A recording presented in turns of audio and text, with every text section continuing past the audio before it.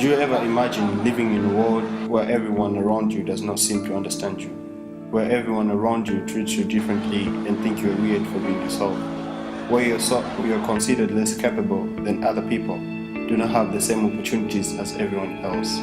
A world where you're constantly labeled and judged for not behaving like everyone else. That is what every day feels like to a person with autism.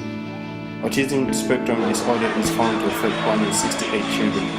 Throughout the course of history, these individuals have been left aside and denied the special care and attention they require to cope with their condition. As a community, we have failed to support these individuals.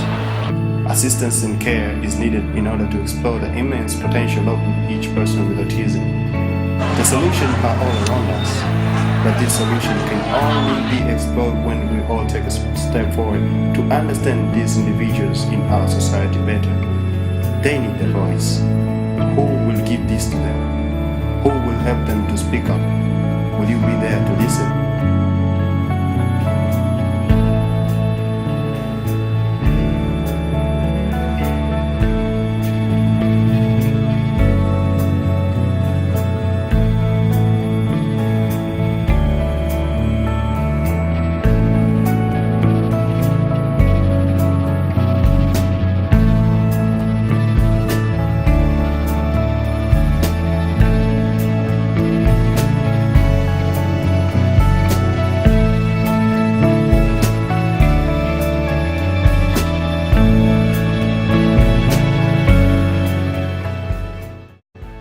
Sienna grew up rejected and severely bullied by her peers as she was growing up.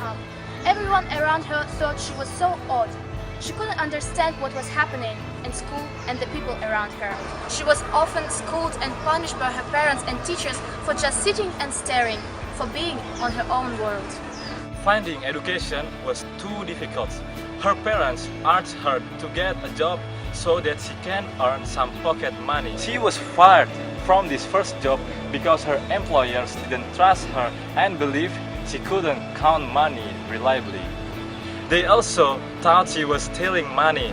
The stress of typical jobs like this was unbearable for Sienna and would drive her crazy every day.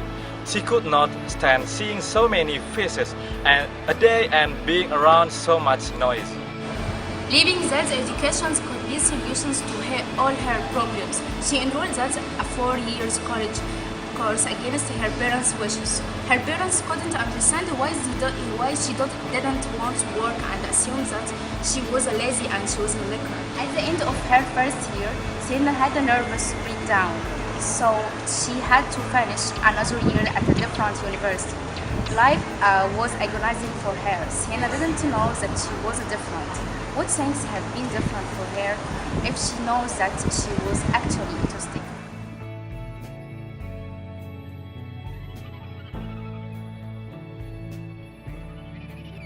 Lisa is a mother of a child with autism in England. She struggled to get her son the type of education that he needed, that would suit his education. For most education institutions could not accommodate her son. They did not have the programs he needed. She fought a high court battle, a tribunal, and spent over 579,000 yen. She had to sell her house, her car, nearly ruined her health, and many relationships in the process. She begged educational institutions and social services to provide her son the help that he needed, only to be turned away each time. Her son was asked to leave many schools because of the tantrums that he threw in the classroom.